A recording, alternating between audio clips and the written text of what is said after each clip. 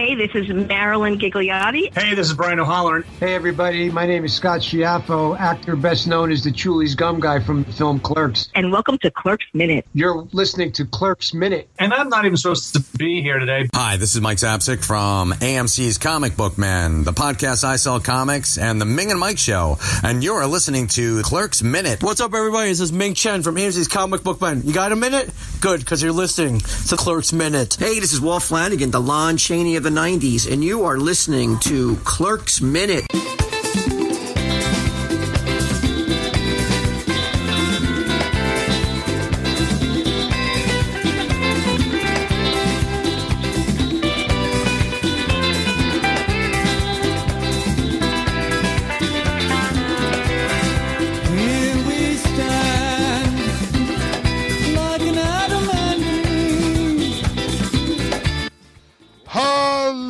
And welcome back to Clerks Minute, the show where we're looking back at the 2006 Kevin Smith sequel, Clerks 2, Two Beginnings of the Donkey Show. Minutes at a time. I'm Blake. I'm Kyle. And I'm Jake. Yes, Jake. That's it. From Dark Knight Minute. Welcome back to the show for the second season. Well, thanks for having me on. Yeah, for the sequel. I'm gonna, a dreadful sequel, which is it? It isn't. No. I'm just going to take some people behind the scenes here a little bit. So, for everybody that came on from last season, I sent them an email saying, you get first dibs at your scenes.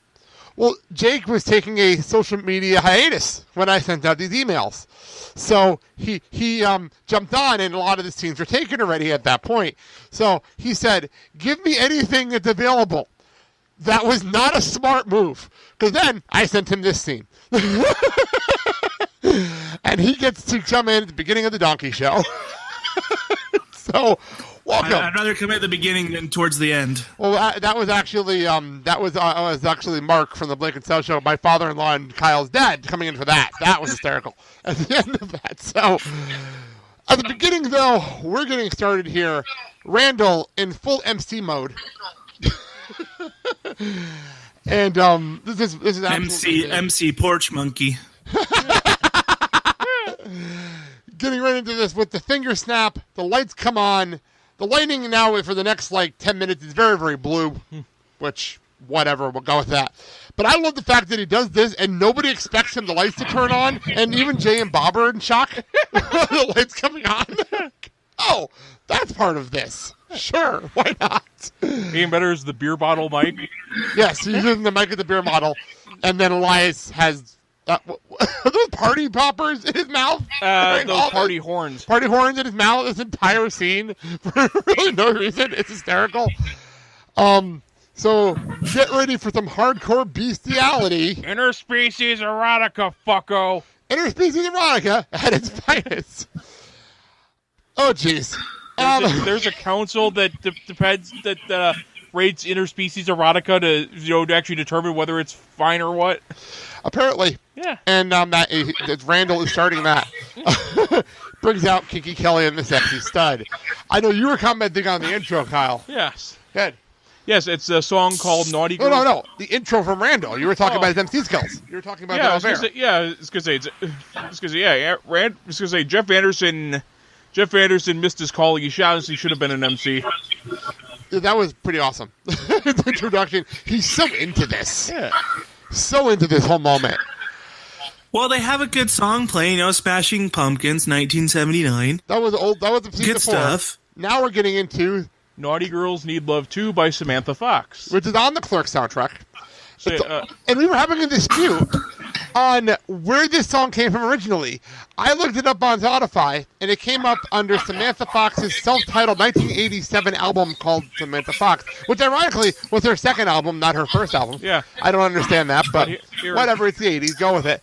And Kyle, what did you find on Wikipedia? It's Wikipedia. It says it comes from her self-titled album. But 1988, you said? Yeah, it was released by Jive in July 1987 and charted in the United Kingdom at number 22, United States at 51. Oh, it is ranked at number 51, the album for this song? Really? Yeah. What the hell was going on in the 80s? This album was number 51 in the U.S. charts. Canada at 40, Australia at 86. Well, look up at the year. What year did you say? The album itself came out in 1987. It was released as a single, oddly, in 1988. The song? Yeah. Released a single? Really? Yeah. Wow. That's crazy. And Samantha Fox herself was an interesting person. She was a page 6 model in British newspapers. Became one of the most famous pinup models of the 1980s, and actually became a singer, songwriter, and actress. Wow, interesting. I know she's still releasing music now, which I thought was interesting. Yeah. So, this is a great song. You know what's funny? I joked about this when we first had this. We were going through the scene, and I listened to the soundtrack before we got started with the movie. I'm like, you take this song out of this really fucked up scene, it is a very good, sex song. Yeah. It's a very good song for that. It's like the song you'd hear in a strip club. Yeah, exactly. And that's probably why they did it here. That's probably why they did that here. Unfortunately, my images of this are now forever tainted by the sexy stud. Yeah, Jake. Well, I was just going to say, if it was a real donkey show and it came out this year, you'd have Hillary Clinton in place of the donkey. Oh, you went there. We try not to go too political on here. And then you'd have Sexy Billy. Wow, you went there. Well, if we're going in the other end, it'd be Trump as the donkey and Putin as the sexy stud. Oh. There you go. Now we've covered both sides. You could also go that route too. We have now covered both sides. But then you'd have to actually be Trump's alive enough, so I think that borderline's necrophilia. Oh, okay. We've covered both sides. We're good now. Thank you. We've now covered both sides of that. Moving on. The song starts up, and the song's awesome. I've always been a man, Yeah, the song's awesome. It really is. But I love how into it, by the way, Elias truly is during all this. And I know you said it's probably the alcohol or whatever the hell he's smoking before the scene started. Yeah. But he's so into this, it's scary. Yeah. It really is scary. Well, if you remember from early in the movie, it was Elias and Randal the ones that set this thing up. That's the scary part when you think about it. Well, it was more Randal who did that. Elias was his unwilling assistant. But still, assistant nonetheless. Yeah. So, the sexy stud starts to dance. He pets the donkey seductively. The fact that I have to write that sentence down is scary. Well, I think Kelly's the real brony here. Yeah. Oh, well played. Randal, I love Randal during this whole thing. He's like, don't worry, chick's coming. Chick's coming. Being so, trying so hard not to believe that this is the show. Here, trying so hard. Kyle pointed out a fantastic music cut. The music video ending here for this. Yeah, during the part at the beginning of the song, it cuts between Randal, Dante, Elias, and Bob. And then the donkey. Yeah. The donkey face. It was great music video. I thought it was. I used to edit the videos all the time, and that's trick I would do. I love that kind of stuff. Straight up. Sexy stud. He's starting to dance. He's wearing a robe, and his ass comes out, and Jay stares at it because it's Jay. Yeah. Well, everybody else is just wishing they never saw that. Jay's enjoying this. Jay's actually enjoying this for some weird, bizarre reason as well. So, finally, the sexy stud actually strips down the robe. The five of them, in one of my favorite freeze frames of the entire movie, are in shock. Everyone's in shock. Yeah. Oh, fuck. What the hell is going on here? And then he throws the robe at Randal. And that's a look that pretty much says that we all need to see his hairy ass. Jake, any comments so far on these scenes here? Well, it's not the sexy stud dancing. That's Kelly, and Kelly's he's a majestic dancer. No, actually, the sexy stud. Oh no, you're wrong. Kelly's the donkey. Kelly's the donkey? Kelly is the donkey. Kelly's definitely the donkey. It's a joke at the end of these 2 minutes. The sexy stud is doing the dancing. Well, I've had it backwards. But yeah, it's just the sexy stud is very spry, and he's, very much into his show, and he's about to get up in close and personal with some of the gentlemen. Yeah. I gotta give him credit. It's for how ridiculous and how over the top this truly is. He's selling the fuck out of this.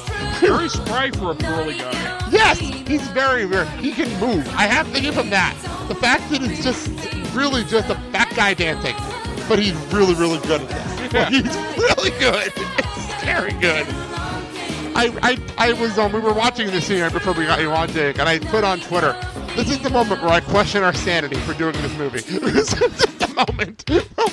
We're literally pausing and freeze framing for notes. I'm like, why am I doing this to myself? Like, why are we doing this? Like, Even better if you see him in civvies when they arrive. He looks like a lumberjack.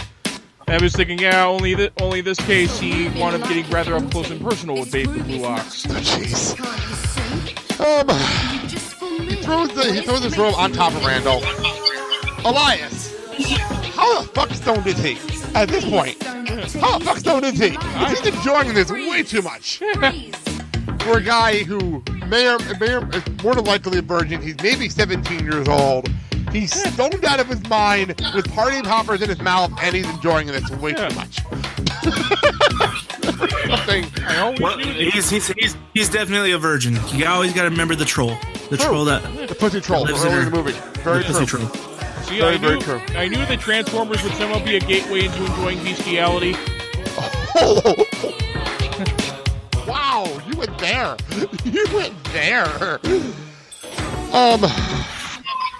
It's uncomfortable at points here. Jay's the one that realizes what's going on here. That guy is being awfully forward with that donkey. Why is that a sentence that I had to write down? Like, what? Why? What is going on in this? Randall realizes now, oh fuck, where the fuck is the chick? And I love the detail that he gets up and he gets behind him while the dance is going on. Yeah. And he looks behind the curtain. And all you see is Porch Monkey for Life on the back of his shirt. It's so stupid, but it's so fucking funny at the same time. Yeah, and even better, he probably looks back and sees the wizard there. Pay no attention to the man behind the curtain. Kinky Kelly and the sexy stud command you. I don't even know what to say at this point, Jake. What you're watching this scene for us, and you're wondering what the fuck did we do this scene for?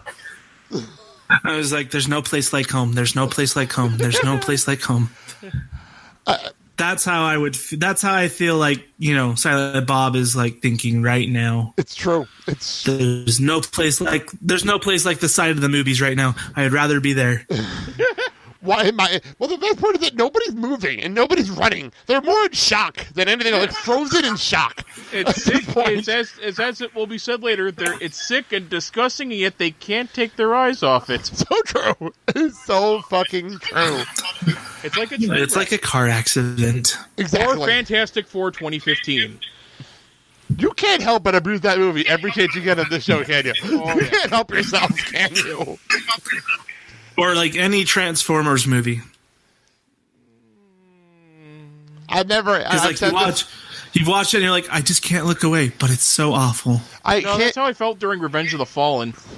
You know what's funny? And I can honestly say this, and I've said this earlier on the show. I've never seen a Transformers movie in full. I've never seen one in full. We're probably going to wind up seeing Bumblebee. Oh, no, I already am seeing Bumblebee. I'm already well aware of this already. I'm already aware. I am seeing it. It's already on my schedule to see in December. So that's going to be something I have to go do as a father. So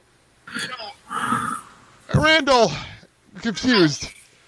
And I love this line. Yo, Freddie fucking Mercury, where's Kelly? So wait a minute, Freddie Mercury fucked the donkey? What the hell? This episode's coming out around the time of the Freddie Mercury movie. Bohemian Rhapsody. This is coming around that time. I'm not really sure if that's covered in that movie. I don't think so. Oh, the hidden drama of his life. He fucked the donkey at one time. Maybe. You never know. Just gonna say, and Rami Malek will probably play it for all the dramatic worth that it's got. I still can't believe that Achman Ra from Night at the Museum is playing Freddie Mercury. He looks good doing it, though. Yeah, it's true. And this is where things go downhill for the group. Our sexy